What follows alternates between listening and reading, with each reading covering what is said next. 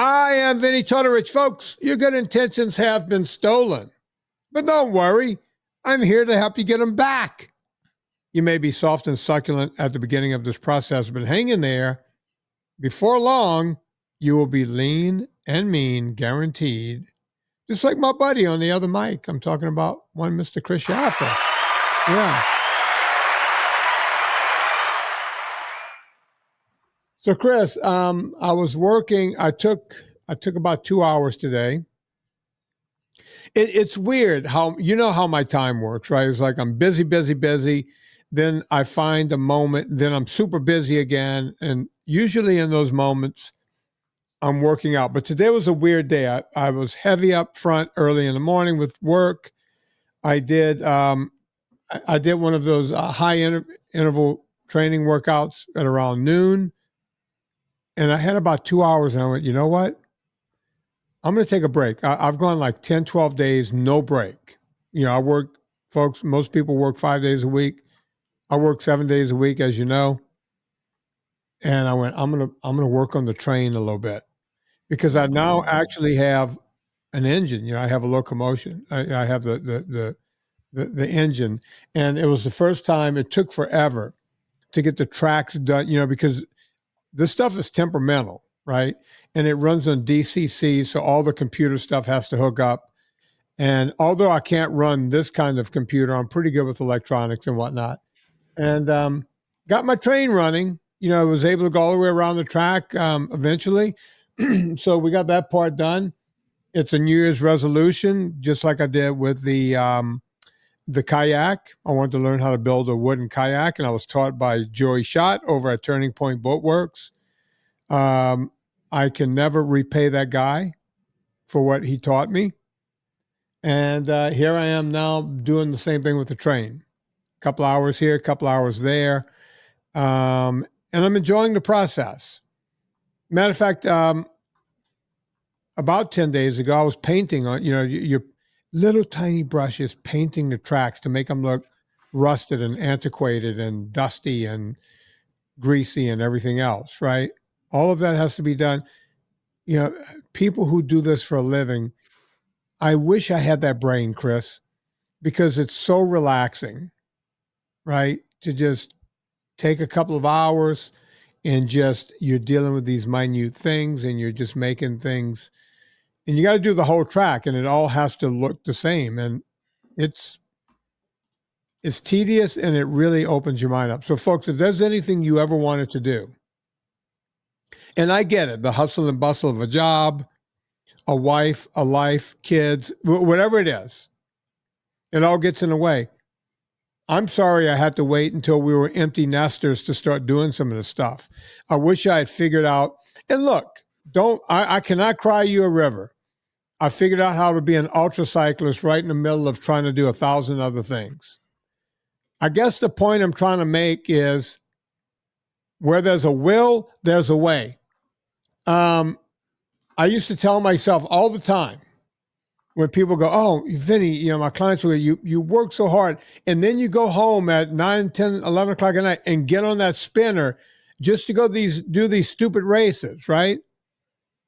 And I get on the spinner sometimes 2 hours a night at the end of a long day of training people, right? I would explain to them that you could take the biggest crack addict on the street. They're living in a cardboard box. They have no teeth in their mouth. They're wasted away. They're about to die. They have no way of making money. Yet every day, that person finds a way to make enough money to support their habit. Those people, I know we think of these people as trash and outcasts from society. I looked at crack addicts and went, you know what? If they can figure out a way to get crack every day, and I know that you're saying, come on, Vinnie, what are you talking about? Yeah, I get it. They got to do some pretty unsavory things to get that money. They got to either steal or there's some kind of sex that has to happen or whatever they have to do, some kind of grift. They figure it out every single day. Where there's a will, there's a way. And I know that's a very negative thing to talk about, but you could do that in the positive. And that's the message today, folks. You need to be more like a crack whore. Anyway, what you got over there, Chris? Do you just save this for me just to see my reaction to that? Or was that you went for a walk this morning, you went, I just thought of a great analogy. A little bit of motivation. If everybody was a little bit more like a crack whore, everybody would be just a little bit better off. And the sad truth is, you're not wrong, right? We all have motivation for specific things. And the question is, where's that motivation directed? I don't think the message that you just shared was go be a crack whore. It's if you can do it for that, you can do it to whatever you want to put your mind to. My right? point is we can learn from everyone in society. I look at everything. I'm the guy that walks down the street and looks at everything and asks the question, why is this way? Why is that way? Right? That, curiosity is what, when I was in college, I was curious about the body. When I was a kid, we had the Encyclopedia Britannica right there in the bookshelf. And there was no Google. There was no nothing, right? I would go open up, I would get the one on the human body. And I would look, they would show, a person, standing there, and each page was like another plastic page over the top. So the first plastic page showed the nervous system going over the body. And then the next one showed the innards, all of the organs and everything. And then the next one you put on showed the bones and then the muscles and so on and so forth. And I would sit there and lay one over the other and then study everything all through the body and then peel it. You know what I'm talking about? They don't do that with books anymore. There were plastic pages. There was about 4 or 5 plastic pages in that encyclopedia where you can see the different layers of the body. And I was so fascinated with that when I went to college and they said, you have to do something, I said, I want to keep learning about the body. I'm just interested in this one thing. Now, for whatever reason, I was never interested in becoming a doctor, right? It wasn't in my as a matter of fact, I didn't think I could do it. Turns out I might have been a really good doctor, right? I didn't have the money, the time, the patience, none of it. But I wanted to learn it all to the point where I went through gross anatomy. Folks, that's when you get to cut on another human being. Of course, they're deceased when you start cutting. Now, they call it gross because it's general, not because it's disgusting. You know what? You would think it was because it's pretty disgusting, but yeah, it's general. It's the whole thing, the gross, the whole thing. But yeah, that's why, that's why I am what I am today. Was all I was interested in the body and how it works, which brings me to 2 discussions. And boy, they work hand in hand. The first one you know something about. I encourage people, if they have a problem with our vitamin company or coffee or foods, to let me know on X, right? We're doing almost 1,000% better with handling, because Chris and I personally handle all of the stuff that comes in. When people have problems, we've fixed. Chris, how can you describe how much of a problem we fixed? And by we, I mean you. When it comes to customer relations, put it in terms that people, and don't be funny, put it in real terms that people can understand. Non-existent and or clusterfuck. Those are the 2. Like, those are the only 2 phrases that come to mind. That's why I was making the face, right? The challenge is trying to make sure we catch everything. And we're still finding things. Like Vinnie, you and I were talking the other day, we found a block list that existed. Yeah. So people would send us emails and they would just disappear into the ether because someone at some point didn't enjoy the tone of the email or the tenor of the email. And I'm going to call it out. That had to be Dylan or Andy, one of the 2, because they were the only 2 that could have done that. So it's not someone, it's one of those 2 people who decided, I don't want to talk to this customer, and put them in a block and blocked them. And how many people were in that group, Chris? Do you remember? A couple hundred. Yeah. And that's why I said to you, I was like, if there were 10 people in here, maybe it's an accident. And the only reason we found it is because somebody reached out to us on X and said, hey, I've been emailing and emailing and emailing. And I looked at the email and they don't exist, right? They're not in spam. They're not in draft. They're not in the inbox, and did a little bit of digging on the back end and looked at the emails coming in. And sure enough, right, something like that was set up. And so, we're still digging out from it, but we're doing what we can. And the good news is we have fewer things coming in than we did in the past, because everything is back rocking and rolling, which is good. And we have Miss Jackie on the phone, which I need to give her a shout out, Vinnie. She's sitting here texting me as we're having a conversation, but she is doing a fantastic job of not just making sure that calls get answered, but following up with people. Calling people 2-3 times. If she gets a voicemail, instead of just leaving a voicemail, she'll call back. So if you guys run into any problems, call. Jackie should be able to help you out. Now, right now, she doesn't have full access to everything because we're in the middle of a big transition of stuff on the back end, but she will be able to have a little bit more autonomy here in the next couple days, potentially. And she's been a huge help, right? Because there's no way with what you and I are doing on a daily basis that we could even look at a phone, much less answer phone calls on top of everything. All right. So that's what I wanted to talk about. Sometimes I will see, and I get the frustration.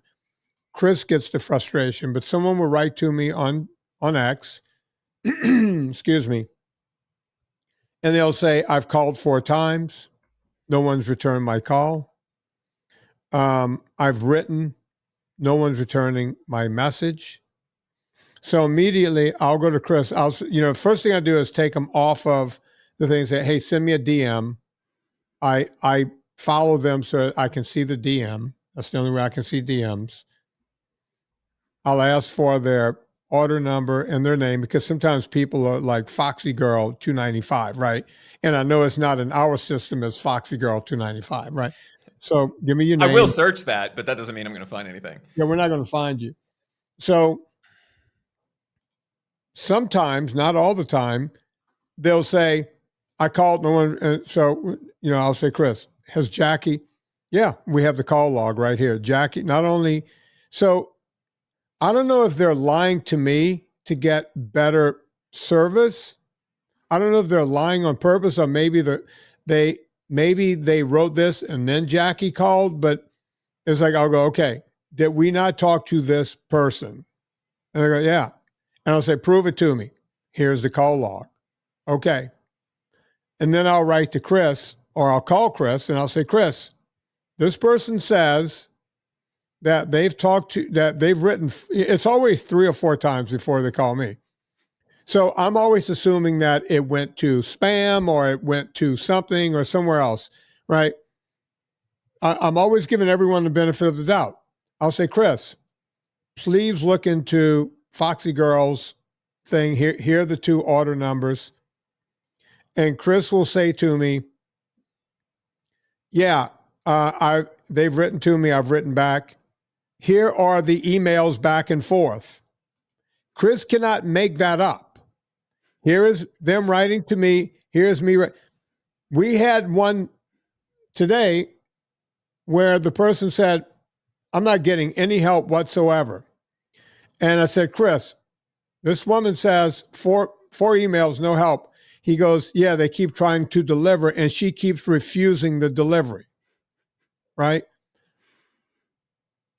And I don't know, in that specific case, I don't know if it's like a shared house and somebody else is like, someone I else hate is UPS. there. Maybe someone's answering the door going, I don't know what this is. I'm not accepting it. We don't know what it is. But in most cases now, the point I'm trying to make, we're not calling our customers liars. In most cases, it's not us, it's now USPS or something of the like. What are you laughing about, Chris? I'm sorry. I got our buddy John Lodge. We've been going back and forth with. He had an order that we sent let's see. On February 18th, I think it was, or February 19th, somewhere in there. Like it literally got there yesterday. USPS. Yeah. And we've been going back and forth on X. Like, this is the craziest thing. Because we're just looking at the tracking information. Right. Right. But here's the deal. If you see it floating around like that, make us aware of it. And we'll Because just if it ship you out doesn't, another one. Yeah. if it doesn't show up, we'll ship you out another one and we can file a dispute with USPS. Even if it does show up and you don't have it, right? We had somebody, USPS put a sticker on the package of UltraFat that said, "Hey, we found it opened." Not only did they take out 3 of the 4 10-packs, but they took out like 7 of the 10 of the one that they left in there, right? Like somebody at UPS just wanted a snack, apparently. Yeah. It's like, let us know these things. So if this is the quality of stuff that we're dealing with at this point, I'm happy with it. Yeah, right? we'll never prevent that. And somebody from the Vinnie Tortorich Facebook group says, "Hey man, I'm sorry that you're still having all these problems." It's like, no, what you're seeing is, if you see 1 or 2 people per day, folks, you got to realize we ship out tens of thousands of products per day. My company is not that small. And you're seeing one problem of tens of thousands of things that literally left a warehouse that day, right? I don't think Amazon has a record as good as ours at this point, right? Because, am I exaggerating this, Chris? Or, people go, "Oh, you're still having trouble." But yeah, because one bad piece of press looks really big, when in fact it's like, in baseball terms, that's batting 1,000. We batted 1,000 if we're seeing one of those on Twitter every couple of days. Chris? Yeah, and I think it's massively slowed down too, which is good. But when somebody said, "I've called, I've sent smoke signals, I can't believe you're not getting back to me," we do need to know that. But also, we need the rest of the information. Right. And so if you give me an order number, then I can track it down. If you let me know what your real person name is instead of FlibbityGibbet97 on Twitter, right, we can help get you taken care of faster. And I think one of the things is just the history of this, right? We had back order problems. We had, yada, yada, yada, yada for the last 2.5 years. Right. And so that then triggers the response in your head of, "Oh, yeah, it's not fixed." Right. But everything, at least as far as I'm aware right now, is shipping, which is good. Yeah. So if you have a problem, let us know. And if we don't get back to you, let us know. Right. If somebody doesn't answer the phone, or doesn't get back to your email, let us know, so that we can start tracking down what that actual issue is. And don't say you called 3 times if you called 3 times in 5 minutes when we were closed. Right? Like, that's fine. I get it. We're open, think, even though we ship out tens of thousands, think of us as a mom and pop. We don't have call centers open all night. We have a woman who used to be, the reason I picked this woman, I always find people that are good, right? The first thing I do is I discriminate, right? I want someone that's older and someone that's responsible. And I want someone who literally ran a 911 call center. And that's the woman I chose for this job whenever I took it over, right? And I think her name is Jackie. Do we say her last name on the show? Most people know her. She's an NSNG, or Jackie Jones. She calls herself Jackie Jam on social media. And the beauty about Jackie Jones is she's good, but she works 9 to 5 pretty much. And we don't have her working on the weekends, right? I mean, she doesn't work on the weekends. So business hours, regular business hours, East Coast is what Jackie works. West Coast. West Coast. I'm on the East Coast. I forget sometimes. I forget where I am, Chris. That's not good. I know. It's a So, sign of dementia. yeah, that's kind of how this works. And, I didn't mean to turn this into a whole thing, but sometimes when you're working on this stuff every day, all day, you just want to get it out and talk about it. Now, the second place where I see discrepancies and problems, right? And I don't mean to call this person out.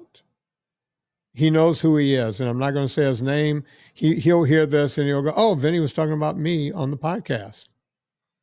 So I was talking to this guy the other day. I'm not going to even say his first name. I don't want to embarrass him, but he was like, "Hey, man, I started doing NSNG a few years ago. It worked like a charm. And then, I went off the reservation, around COVID time, this kind of thing." I hear that a lot. The COVID really fucked people up, man. A lot of people told me they started drinking and ended up in AA based on COVID, which, man, I really feel for those people, right? But this guy, he didn't start drinking. He was like, yeah, and then after that, I started doing it again and started working it again and on and on and on. And he goes, but now I'm trying it again. I've lost some weight, but then my weight stopped. And he goes, Vin, I'm doing everything. I've watched all. Now, hear this, Chris. I've watched all 4 of your documentaries several times. I've read your book. I go through the PDF. I listen to the podcast as often as I can. Okay. But then he tells me, even though he's doing a strict NSNG, he did admit that up until about 4 months ago, and that's why he was calling me, he was doing dirty keto until he watched my movie Dirty Keto, and he cleaned up from dirty keto to be real keto again, real NSNG. Yet no weight had fallen off. So he also shared with me that, and folks, this is the part you want to listen to really, really well. He goes, my A1Cs are still, between 150 and 200. The last couple of checks, I was like, all right. It doesn't sound like, look, if you do strict keto for 2 weeks, you could take a A1C down, not an A1C, but his triglycerides were high too. In 2 weeks, you could get your triglycerides below 100, especially if you're not morbidly obese, and he wasn't. He was obese, but not morbidly obese. He was just above the line. You could get that down below 100. And he was like, yeah, I'm still up around 200. So I'm hearing these clues. He's not doing NSNG. He's not doing keto as well as he thinks he is. His A1Cs were still over 6. I'm hearing all this stuff, right? And before it was at 6.5. So he's not coming down fast enough. I said, okay. I said, take me through your diet. Take me through a day. And I want you to start with I wake up and, as I tell everyone. You've heard me do this on the VIP group. He goes, I wake up and I have a protein. I said, okay, you're already screwing up. I said, I told you to tell me what you're eating, not what class it's in. He goes, oh, okay. I wake up and I have a protein shake. It's all right. Describe the protein shake to me. I like using whey protein, just like you've suggested. If you're going to use protein, you might as well use whey. I've heard you say that. Yes, I have. And I mix it in soy milk. And before I exploded, I said, what else do you put in there? He goes, well, I like to put some, I said, do you use plain whey? He goes, no, I like to use the chocolate. So I have chocolate and soy milk. And sometimes he goes, I know you're going to believe this, but I like to put a little fruit in there. Okay. He's starting off with a lot of sugar in the morning. And by the way, it went downhill from there. So it makes me wonder, kind of like with the phone callers, when people say, I've called you 4 times and I've done this and that and the other thing, I'm wondering what people are hearing. And am I not saying things correctly? As a matter of fact, I said to him, I said, you listen to me all the time? He goes, yeah. He goes, you got my PDF? Oh, yeah. All your movies? Yeah. Interesting. Why do you have the protein shake in the morning? He goes, it's quick and it's convenient. I said, more convenient than cracking a couple of eggs in a pan? He goes, yeah. I said, well, do you clean the blender before you leave? Well, yeah. Okay. So putting the stuff in the blender and cleaning the blender, I guarantee you, if you put a clock on it, it's around the same amount of time as dropping a couple of eggs in a pan. I said, now, if that's still a step too far, you can actually, as I tell everyone, boil eggs the night before. And as a matter of fact, you can boil enough eggs to make it a good 3 days. So if you're going to have 3 eggs a morning, boil 9. So you're good for the next 3 mornings. That takes 10 minutes out of your life at night to boil those eggs. You can also peel them the night before. And if you're really pressed for time, sprinkle a little salt on them, put them in a bowl in your fridge. You might want to put a little plastic cover over them, and you got fresh boiled eggs in the morning. And by the way, if you want them hot again, get up, put them in some warm water that you get right from the tap, let them sit for 5 minutes, and it's going to bring them down to at least room temperature, if not a little warmer than that. The guy thought he was like, why didn't I think of that? I was like, I've been telling people this on the podcast. I've been telling this to people in VIP. I tell it to people all the time. Where it makes you want, you see, we don't have the attention span anymore, I guess is what it is. And I'm not mad at this guy. This is a very smart guy, right? But the attention span, and people are getting so much gobbledygook from everyone that they're not hearing the right message all the time. Am I making any sense here? You are. And there, Vinny, there's a Silicon Valley phrase, you don't know what you don't know, right? And if it's not something you've actively thought about, then it's not something that would necessarily occur to you, right? You're saying, hey, I need something quick in the morning. What can I do? Whey protein is an option. So let me do that. Okay, how can I make that work? How you get from there to soy milk, that is beyond me. And you have me over here looking at the original Silk soy milk, because I was just curious how many grams of carbs are in a cup. Do you know how many grams of carbs are in a cup of Silk soy milk? All right. How big is a cup? I want to take a real stab at this. 240 milliliters.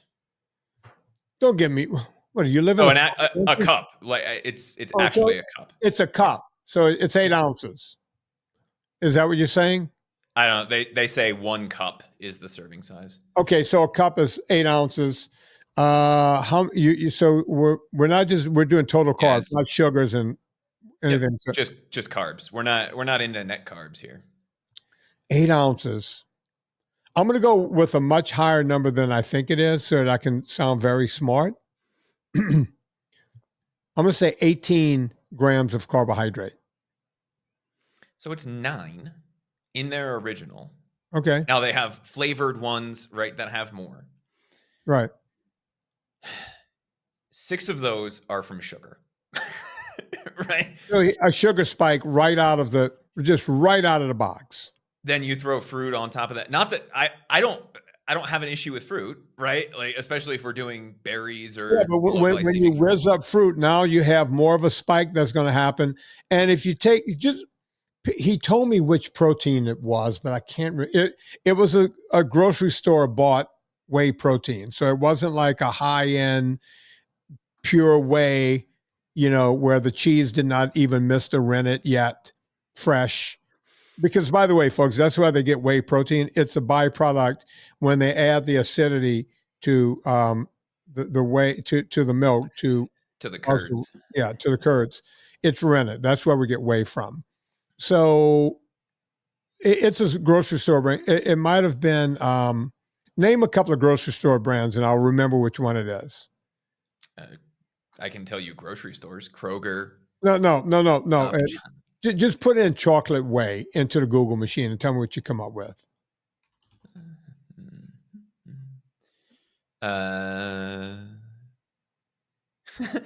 Ironically, almost all of the photos that show up right away are Optimum Nutrition Gold Standard Whey. But that wasn't the one. No, that's not going to be a grocery store brand either. Let me go over to the Google Photos Chocolate section. whey. Max Whey, Nutrient Survival, Lean It, Premier Protein. That's one that we see everywhere. Oh, go on. I just found one called Diet Whey. It's a lean protein powder. I'm not sure how that. I think I figured out which one he had. It's called Gold Standard Whey. Yeah, that's Optimum Nutrition. Okay. All right. So, wait. Oh no. Here we go. I found it. You see, it's hard when you because you hear the same ones over and over. It's Premier Protein is the one he was using. And also he was doing, they make these cans of chocolate protein that you can take. He was having those during the day too, made by a different company. But look up Premier Protein, 100% whey protein powder in the chocolate. Not the shake, just the powder, right? Because they also make shakes. Yeah, the shake is what I think he was talking about later in the day, the cans. But yeah, no, this is the powder that you need to mix into. And by the way, I'm looking at it right here. I think it says on the front 1 gram Sugar. of carbs. Yeah. So read the back for me, Chris. Tell me what's Whey on the back. protein isolate, whey protein concentrate, cocoa, 2% corn fiber, sunflower lecithin, natural and artificial flavors, potassium, sucralose, xanthan gum, salt. Contains milk. So it's an abomination of a product. I got a little inflammation by you reading that. I'm gonna just be honest, right? That's a shit show of a product. As I said, not a big fan of whey. I've used whey on occasion, right? But you want plain old whey. And people always say, oh, what type of whey? Either get standard. I'm giving you guys good advice here. Either standard or whey isolate. Do not go past that because it cooks down too much and you start losing all of the amino acids. And the other kind of whey protein is actually called something that's called casein. That's a slower moving whey. It sits in your stomach longer and it's better because you don't get the big hit of protein all at once. Now, if you want to get optimal protein, you want to eat eggs, red meat, chicken, and fish. Those are the optimal ways to get all of the amino acids and everything you want. But I get it. Sometimes people like to use these powders, and you'll say, what do you mix it in? Water. And by the way, since whey is freeze-dried rennet, you don't even need a whizzer. You don't need a blender. Yeah. Just put it in water and it just mixes right in. It turns right back into milk. Right. So if you want that extra, leucine and all that, branched chain amino acids. Matter of fact, when parents ask me about BCAAs because they have a high school student and all the friends are taking all of the BCAAs and they're taking all the stuff, they'll ask me what's worth it for my kid. And I'll say, on top of red meat for your football player and chicken and fish and eggs, if they want to feel like the other kids, the most important, if they want to take the BCAAs, don't buy them separately because that's expensive. Give them whey protein. They're going to get the balance of whey proteins, of essential amino acids and branched chain amino acids all in one. And you as a parent can save a ton of money, right? And that's it, right? So, Vinny, that raises a question, and it's one of the things I had jotted down today. Michelle proposed to me a 3 a.m. stoner question the other day, which was, what is the difference between eating clean and eating healthy? And is it the same thing or is it something different? Are you asking me? Yeah. I'm curious what your thoughts on that are. It's the difference between what is distance running and what's jogging. Do you know what the difference is? The distance? I don't know. No. The term jogging came from Australia and I think also the UK. They call it jogging. We call it distance running, right? That's the They difference. spell color wrong too, though, so that's fine. Oh, they spell shop with 2 P's and an E. I've been there. These people are illiterate. These Brits are pretty illiterate. And before you come at us in the comments, we speak the English that we spoke before the revolution. Y'all changed it. Exactly. Vinny, how do you say the word niche? Is it niche or niche? Okay, I say a lot of words wrong. I now say niche, but Which growing is up, go less on. correct, but go ahead. A lot of my words have changed because I live with a Brit. But I've been saying niche for years, but I grew up saying niche. Just further proof that English is a silly language. Niche is the original historical pronunciation, and it's the most common. Right before World War I, England changed the way that they pronounced words that came from French to have a more French sound. And now there's a whole thing. There's like 6 or 8 of them, but niche is the one that comes up all the time. And they go, "Oh, you're saying that word wrong." Actually, right? There's a country in South America. I'm going to spell it. I want to get you the way you say it. Chile. Chile or Chile, if you're speaking Spanish. Yeah. Yeah, Chile, right? Yeah, you're talking to a douchebag in this country if they tell you they just got back from Chile. It's like no one in Chile says Chile. Or am I wrong about that? If you're hitting the pronunciation very hard, maybe. Yeah. And somebody from Spain or somebody from Argentina would probably say it that way. Most South Americans would probably not hit it that hard. Right. It's just like people who come back from Rome and start, I just got back from Roma, like, oh, you met Tony Romo? No, I just got back from Roma. You mean Rome? You went to Rome, Italy? Or did you go to Rome, Kentucky? Yes, there's a Rome in Kentucky. That's my favorite. People go, "Where do you live?" Columbia. They go, "Oh, Missouri." Oh, yeah. Like no, like a little further. The one that's not spelled with a U, right? Yeah, I would just say the one where Juan Valdez comes from, right? Yeah, anything that Americans like that comes in a powder form, whether it's coffee or a little lighter, that's the country that we're talking about. Yeah, any kind of stimulant that you love comes from where I live now. Yeah.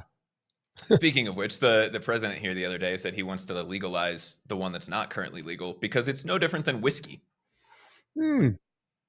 Well, back in the 80s, when I was in college, the word on the street was that cocaine was not addictive and that it was a great way to lose weight.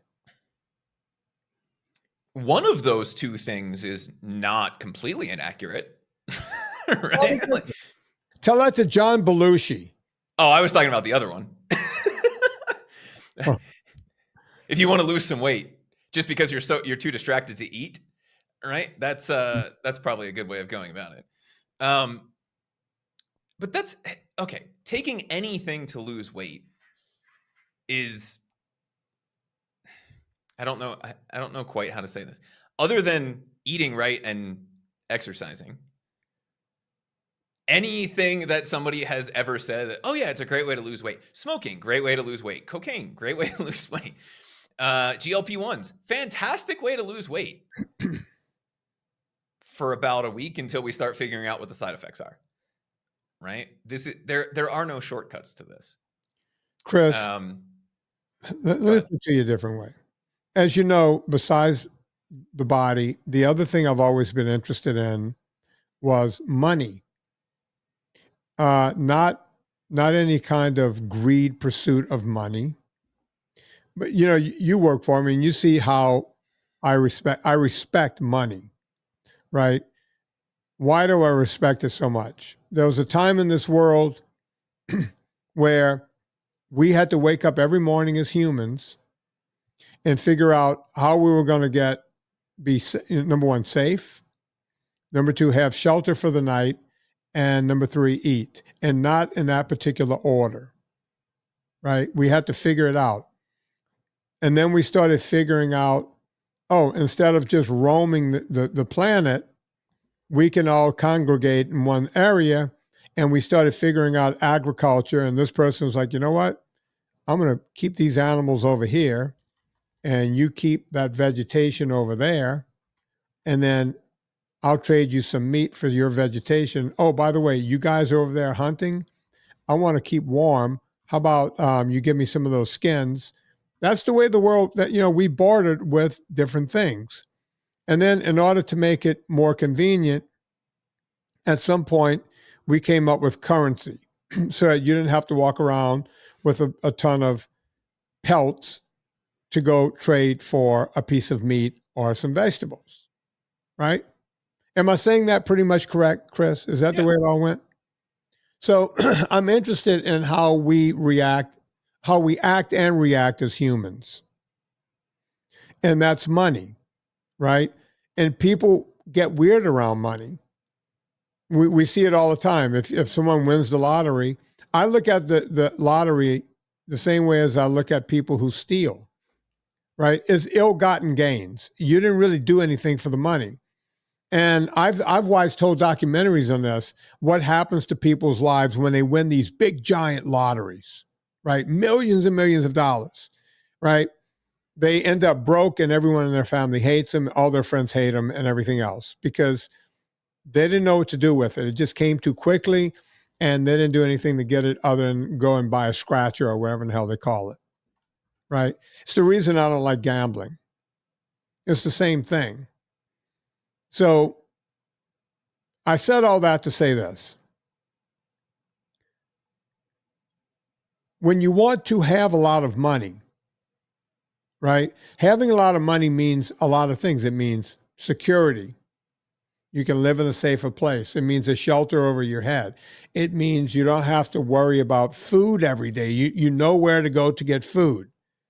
You have it all right there. Excuse me. So having money is a good thing. But people are under the impression, a lot of people are under the impression that in order to have a lot of money, to accumulate money, you must make a lot of money. And I'm here to tell you that that's not the truth. I've done well in my life in accumulating money, yet I've never made a lot of money. But you have to be smart. You have to save a certain amount of it. And you have to put it in interest-bearing accounts, and you have to, put it where it's going to double and triple and quadruple, and before you know it, and that's by saving a certain way, right? I'm not here to do a Dave Ramsey podcast, but when you buy a car on time, you go, oh yeah, I can easily afford this, whatever it is, $500, $600, $700 a month, whatever it is. It's only a small portion of my income, and by the time that car is paid off, people sell it and they go get another car. And to the point where people lease every 3 years, so the car payment never goes away, right? If you have that money sitting around for a few years, instead of putting it into that and putting it into an interest-bearing account where you get what's called compound interest, not only are you not paying off something that is a diminishing asset, right? The price of a car keeps going down. It's not like a house. Not only you're not paying for a diminishing asset, you now have your money working for you. So you don't have to make as much money to have some money, right? The human body works exactly the same way. People are always going, what drug can I take to help me burn calories? I hear if I take DHEA, that's going to help me do this. I hear if I take, hormones is going to help me do that. If I take a GLP-1, it's going to do. Yeah, it all does something at a cost. Whenever you're taking a chemical, something happens at a cost, right? the best way to lose weight is to not gain the weight to begin with. And you go, Jesus Christ, Vin, you're telling me that? And I weigh 400 pounds right now. Yes, but let's stop the insanity. Let's stop it right there and get it. Let's get that compound interest of your body moving in the correct. I know this is a long way to go to get there, but let's get that compounded interest moving in the opposite direction. Let's stop causing more of a problem. Let's start fixing the problem, and let's get that scale needle moving to the left. Chris, you look like you wanted to say something that entire time. So a couple things. One, you mentioned car payments. I'm curious if you know what the average U.S. car payment is on a new car. Okay. The last time I had a car payment, I thought it was a lot of money. This will let you know how long I've gone without car payment. The last time I had one, I thought it was a shit boatload of money, and it was $400.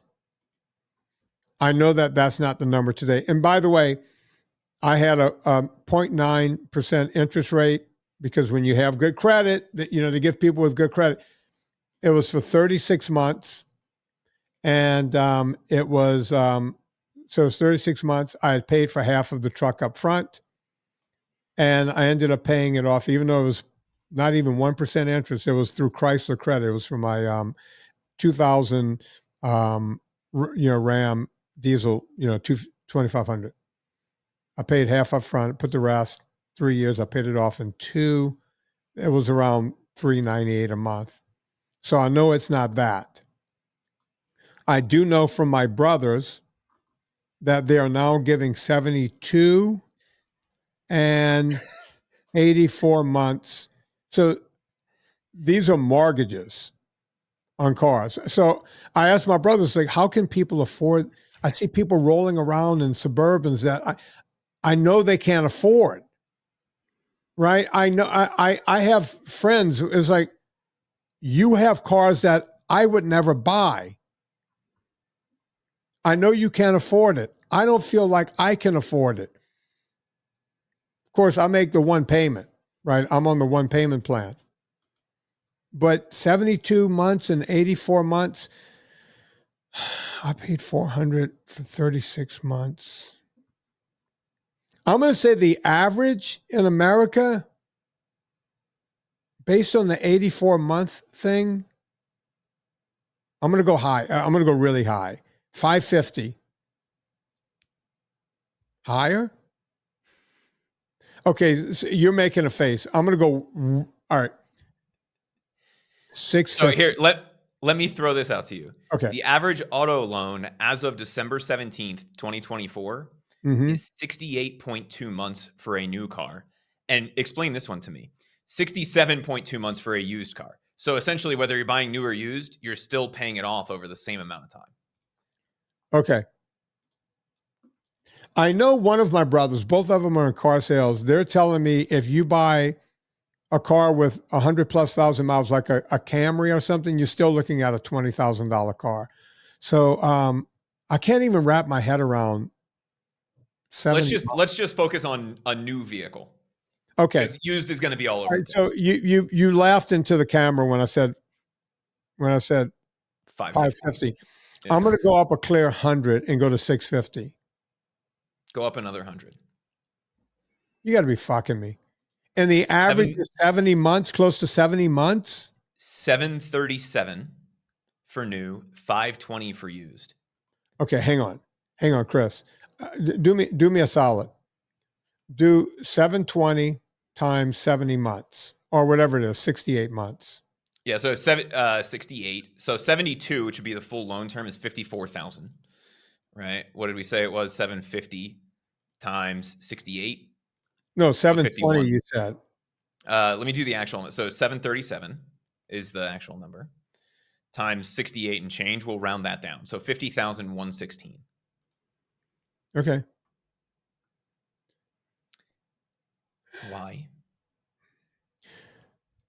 Yeah, I don't really get it, because with that money, if you bought a car, let's say you bought something like a Toyota or a Honda that can go 300,000 miles, and you bought it with 100,000 miles, and you can get it for 20, $20,000, right?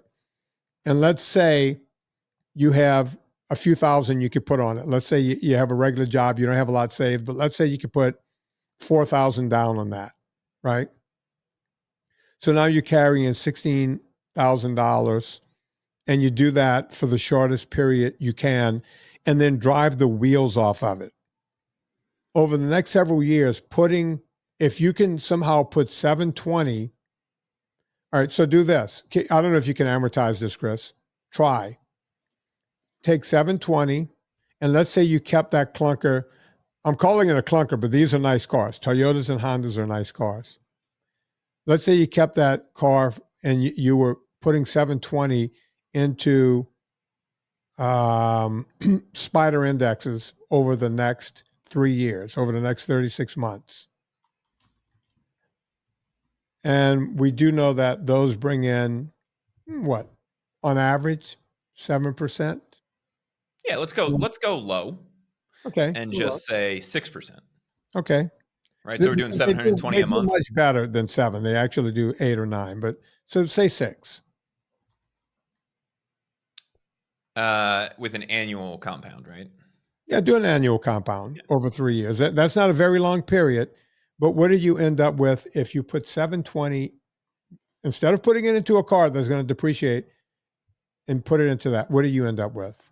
28,363 at a 6% interest. Okay. Can you compound it that? And let's say you stopped putting that money in, but you never took it out. You just left it in SPY, right? Mm-hmm.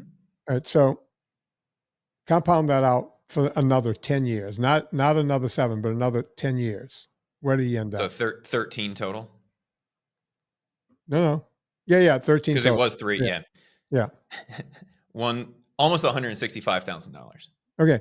And you didn't put in any more money, by the way. Now, just imagine if you just kept putting in money. Well, that's with the 720 every month coming in, but still. Oh, okay. But still. And then it just keeps building on itself. And before you know it, you got yourself a cool million. And before you know it, you got yourself another cool million. But no one ever thinks in those terms. Just like when someone is 400, 500, 600 pounds, they don't think in terms of turning it around. It's like, oh, it's too much trouble, right? It's just too much trouble. And it shouldn't be, right? If you want to live a long time, if that's the actual goal is to live, it's what you have to do. I know what I talk about is not sexy. Go on, Chris. We see the same behavior with the things that go in our mouth, right? We don't think about the long-term compound effect of what happens when we eat that pizza. One pizza, not a problem. A pizza a week, that starts to become an issue. One pizza just for you, that starts to become a real issue. When you turn into 23-year-old Chris who could eat 2 large cheese pizzas in a single setting because they were $12.99 at the local pizza place, and it was a hell of a deal for lunch, that becomes an issue. It's the same thing as spending the money you don't have on the car you shouldn't be driving because you can't afford it. Right? Yeah. We don't see the long-term consequences of that. We say, okay, I can afford the $720 or $737, right? Cool. But what we miss out on is the opportunity cost there, right? If you're not spending that, you're spending half of that because you get the Ford instead of the Lincoln, even though it's built on the same chassis as the Ford, right? You get the fancier car, you're spending that money, it goes out the window. You're eating the food, it has long-term consequences. But because we don't see the direct relationship, we don't see the money growing or not growing if we're not making that investment. We don't see the waistline growing or not growing because it's not something that happens from one day to another. We lose track of what's happening. And it's very easy to get caught in that trap. And if we're focused on just the short-term thing of, I need a car, my engine just blew up, I might as well get something that will last me the next 10 years. Or I need to eat, I don't have anything in the fridge, let me just DoorDash a pizza. You end up in the same situation, right? You're losing out on the long-term impact. Right. And by the way, and sometimes you have to have the discipline. I'll give you an example. I bought a new car because I was having trouble with my Ford. I decided to go back to Toyota, And that's when I decided you're stupid unless you buy a Toyota or a Honda, right? I already had another Toyota that sits in the garage because it's becoming more and more, expensive, meaning that the price of it keeps going up. So I'm keeping it in good shape. So I decided to go out and buy a 20. So tell me what a 2021 4Runner cost. See, I don't even know the cost of the car that I bought. Is it limited? What's the? It was called they had so many. It was called the Venture series. And by the way, it was during when you couldn't get cars, so I had to take what I can get. I really wanted the normal SR5 with 4-wheel drive and nothing else. That was not available. And they told me I was dreaming if I thought I was going to get one. Mine came, KBB says 48. Here we go. Edmonds, 24 to 46 currently. How many miles? No, I'm talking about when it was brand new. When it was brand new, between 40 and 50, I think. Okay, I think out the door, I stroked a check for just north of 50 with tax. Starting at 46. Yeah, I was just north of 50. Okay. The other cars I looked at momentarily was also the Land Cruiser, brand new. What did that cost? I think it was the last year they did it, or maybe it was 2020. That was close to like almost double. 85. Yeah, it was a lot more money. All right. For the version you have to Flintstone, right? Right. And then there was the other. I looked at the Lexus because it was built on the Prado body. I actually use these things as off-road vehicles. I looked at the Lexus 470 or 490. I don't know what it was called. What does that cost? It's not the Prado. No, it's called the Prado. It's the 570. I think it's built on a Prado frame that they. Two rows of seats or 3 rows of seats? 2 rows. I don't have a family anymore. 88. Okay. 3. So 2 of the cars I looked at were 88.3 and 85 respectively. And this was exactly the same thing, built on the same kind of chassis for 50. I can afford all 3, right? It didn't make a hill of beans to me which one. But I had to ask myself, am I trying to impress my neighbors who will only be impressed for 5 minutes that first time I bring it home? As a matter of fact, they won't even be impressed. I will think that they're impressed. They're looking at me going, look at him with the $85,000 car. Look at him. They're not impressed.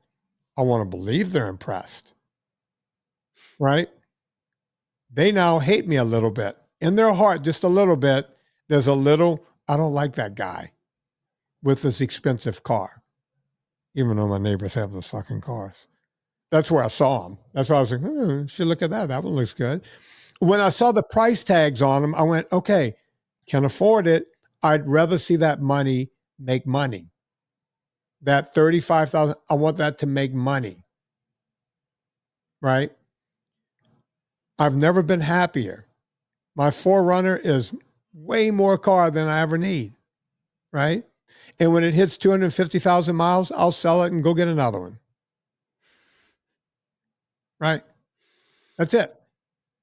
That's it. That's all, think about that when you think about your health.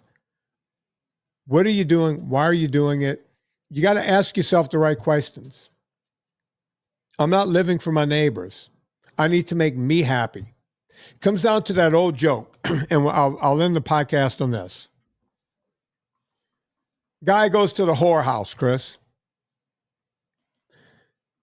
and he's got microphallus. He's got the smallest penis in the world. It's tiny. And he's naked and he's sitting on the edge of the bed, and one of the prostitutes passed by his room and peeked in, and she looks down and she sees the micro penis and she goes, who in the hell you think you're going to please with that thing? And without hesitation, the guy said, me. Right? We only have to please ourselves. We don't have to do anything for anyone else. It's nice when we can do things for other people, but we don't have to. And that's what I'm telling you here today. Through all of this gobbledygook of money and relating it back to health and everything else we talked about, and my good friend, I'm not going to mention his name because I don't want to embarrass him, who was eating a chocolate shake with soy milk, even though I've told people soy milk, you might as well be drinking gasoline. It's probably healthier. It all matters. Okay? You know what else matters? It matters that you go to purevitaminclub.com, purecoffeeclub.com, and NSNG Foods, home of the ultra fat.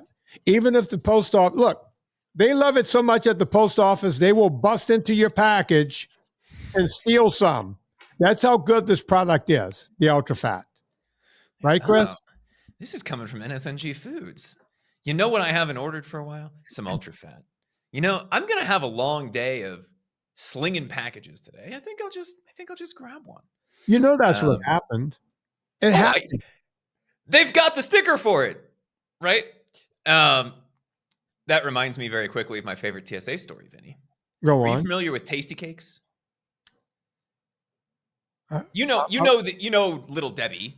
Yeah, right? no, yeah. Okay, yeah, like Little Debbie. Yeah, okay. Tasty Cakes is the like Philadelphia version of that. Okay. Right? Forever they didn't have all kinds of preservatives and whatever, so they only sold them in like the East Coast. And when I moved out west, I was like, I'll take a box back with me. I'll take a box of the cream filled cupcakes and a box of the peanut butter cups. And I got stopped by a rather large TSA agent who said, "You can't bring that on the plane." Why not? He said, "It's got a cream filling." I said, "First of all, it's like vegetable oil, right? Like it's not actual cream. Second of all, it's a snack. So yes, I can." And he gave me a bunch of crap for it. And it turns out he just wanted to eat the Tasty Cakes. So what happens if you confiscate these? He said, "Oh, well, I'll just put them in the back there." So, so you just want to eat my Tasty Cakes? Yeah. Went, pretty much. Like, I'm going to go with my Tasty Cakes. Thank you. Have a nice day. That's crazy. But look, people, it was probably, that guy, I see him on Twitter, Ken Lanaski. He's one of our he drives, I think he drives a UPS truck. Are we sure that didn't happen on UPS? Because it was the postal service, because the post office is right next to the guy's house.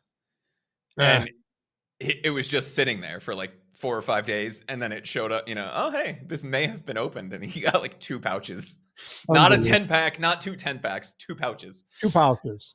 Unbelievable. All right. So it's not our old friend, Ken. Sorry, Ken. I didn't mean to accuse you of stealing stuff, but I wouldn't put it past him. Folks, go check out everything we're doing. Rate and review this podcast. Go to VinnieTortorich.com.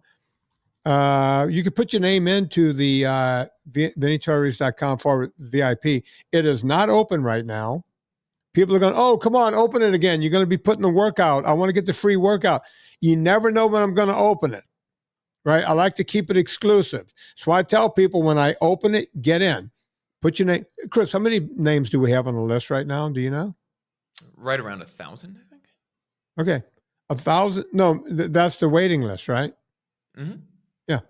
Folks, go put your name on the waiting list. Everyone wants to get in, but we try to keep it exclusive. So VinnieTortorich.com/VIP. Do that. Before you go to Amazon, go to VinnieTortorich.com. All roads lead to VinnieTortorich.com. And that's how we keep this thing rolling. Try not to do very many ads and all that kind of good stuff. So on behalf of Chris Shaffer, my name is Vinnie Tortorich. Put life into living and do it with enthusiasm.